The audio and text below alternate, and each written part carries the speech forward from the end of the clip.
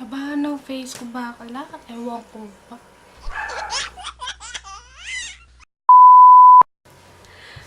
Hiya Pips! Welcome to my YouTube channel. This is Angel and this is my YouTube channel, A Queen's Life.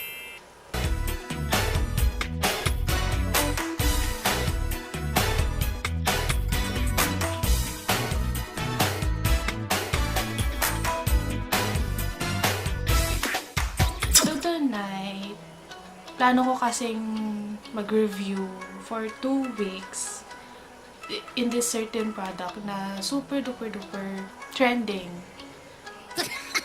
Yeah. What? So here it is, yung Nature Republic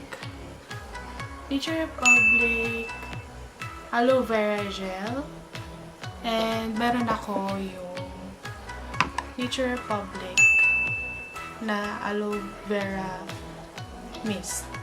Hindi siya nag-focus. Akin lang nakafocus sa camera ko eh. Sorry na bakla. Ayun. Actually, si Mist, ginagamit ko na siya. Nakikita nyo naman na hindi ko alam kung glossy o oily yung face ko. Pero ganun siya. Maganda siya. Nagbibigay siya ng moisture, and before, when I was applying my makeup, it's okay, Oh my God. And then you will see little dry skin there na nagpipil.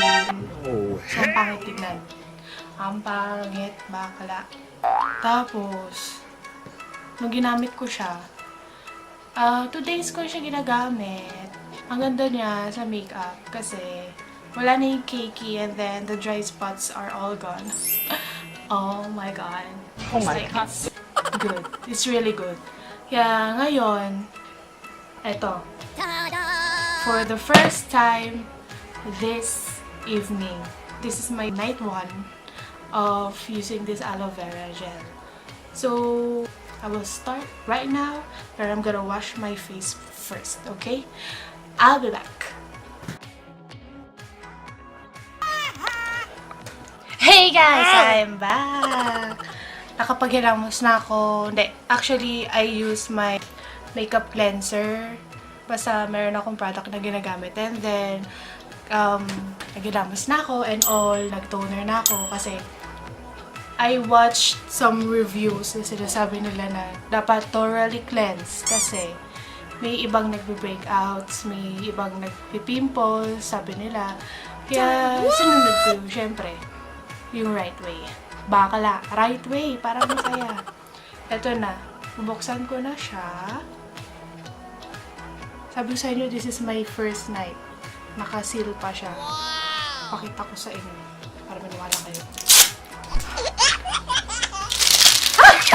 God, mahulog. Buksan ko na. Yung smell pala nung mist, mabango siya. Same lang nito. Kung ano smell nung mist. Kaya, maganda. Sabi din sa review na nabasa ko, te, may kutsara kasi siya. Sobrang laki siya, te. Bakla, ganun kalaki. Eh, tinan mo to. Bakla, kutsarita. Sa kanya sabi niya, 2 kutsara. Pero, syempre, kutsarita, oh. Wala pa kasi kutsarita yan. Siguro, 4 na ganito. 2 daw kasi na spoonfuls per face. So, gagawin siya 4. Let's try it! Mga bakala! Dahil maarte si bakala, ayokong kinakamay.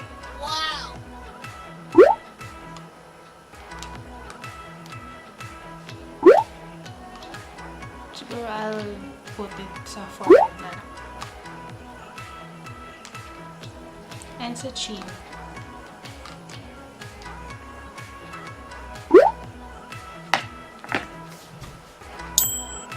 Bakla. Ayan na. By the way, si Bear, yung steady, bigyan siya ng aking boyfriend. Lightweight siya sa skin. And then mabango and cool siya. Pero may sinasabi ibang nag-review nito na better na ilagay sa refrigerator para mas malamig. Para mas soothing. I'll just leave it there overnight na parang mask. And then, tomorrow, tingnan natin kung ano mangyayari. I'll be sharing you what's my result for day 1 and then let's continue for day 2. Good night, guys. Well, hello there. Good morning, peeps. Good morning, all. Eto na. Here is my result of my night 1 of the Aloe Vera Gel Nature Republic. What I noticed is, first, hindi siya oily. This Nature Republic, oh my gosh, look at, oh my god, look. Glossy siya. Bex, mga bakla, glossy. Kikita nyo ba yan? Yung lumapit, itsura ko. Pero nakita nyo, diba? Ganda. Tsaka may mga red spots kasi ako dyan na hindi masyado makita ang gabi. Dito, medyo nag-fade. Medyo pa lang naman. Kasi first night ko pa lang naman. Kaya, we'll just see the results sa pamatagalan. And, hindi siya talaga oily feeling. Glossy feeling siya pag hinawakan mo ganyan. Let's see yung mga magdadaang araw for 2 weeks. Okay, we'll continue the aloe vera gel mamayang gabi. But later, magbibigay ako ng short review and tutorial lang on how I use my mist. Okay, I'll be back. Hi, Pips! I'm back! Ito na, nakaligin ako and all. Nabakuna outfit yung bakla ko. Ngayon, mag-makeup na ako, guys. So, gagamitin ko na siya. Yan na siya. Si Miss. So, paano ko siya gamitin? Hindi ko alam kung sino shake, pero shake ko siya ng konti. Ito na, spray ko na siya. Siguro 5 sprays. Yan. Patutuloy natin siya, guys. Ng konti.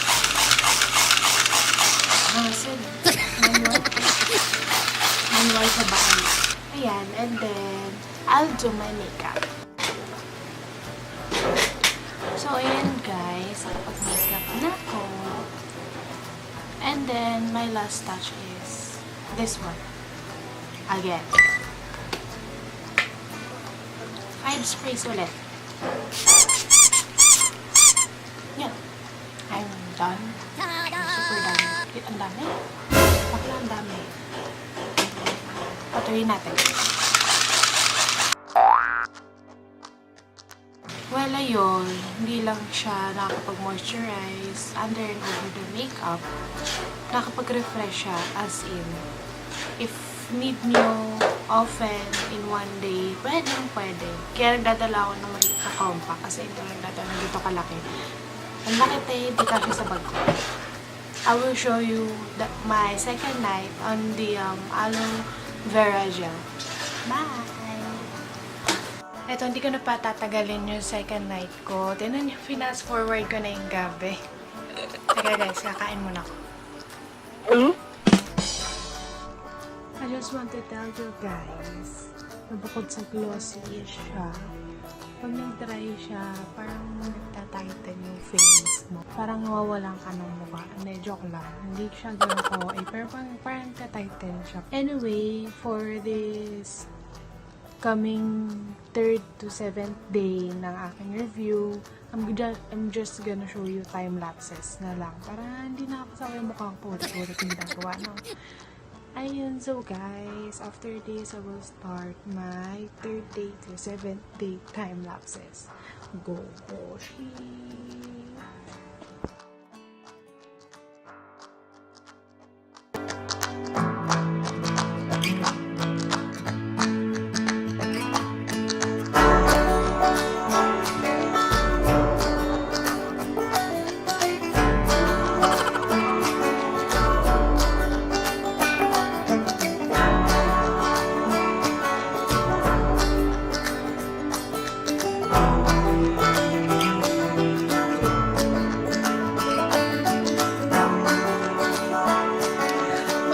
Pips, that was my first week with the Nature Republic Aloe Vera Gel. So, since it's my 8th night, I will reveal talaga. I will share with you guys the result for this first week. So, napansin ko kasi, pero thank God, hindi ako nag-breakout. Hindi talaga. Kasi never. Hindi ako nag-breakout. And then, what's good is, dati kasi, marami ako ditong small pimples. Nawala siya. Wow! Ang galing. Like, yes. Tsaka, kuminis dito yung part ko dito. Tapos, nag-glow na yung face ko. Pero it's not oily. It's not, pagka-feel mo siya, it's not oily at all. No, it is not. Hindi siya oily. Maganda siya, best. So, to first week ko na to, maganda yung experience ko sa Nature Republic Aloe Vera Gel and the mist also that I am using often. So, let's see. 1 week pa, guys. Tiisin yung mukha ko. Oh my 1 God. week na lang. I'll just skip the video. And then, I will just give you the review after 1 week. Again. Okay? See you, Pips. Bye! So, Pips, 2 weeks with Nature Republic Aloe Vera Gel is done. Masaya kami. Charot. Hindi, masaya. Kasi maganda siya. After 2 weeks, may ano lang ako. Ano to? Oh my God. Ate, pero wala. Clear yung face ko. Nag-mist ako. Naganda kasi siya talaga. Refreshing. Tsaka nakapag-moisturize ng face. Kahit paggising mo, gano'n ka, chuk-chuk ka na eh. Maganda siya, guys. Totoo na yung mga pimples mo na malalaki, mag-i-impis siya, mawawala yung pula. And, namomoisture niya yung face mo. And, basta, maganda siya. Thumbs up. Sobrang ganda. Highly recommended nga siya as in. Yun lang, guys. So, give a thumbs up. Free lang naman po mag-like button, tsaka mag-subscribe button. Mga bakala. Thanks for watching, guys. See you next time.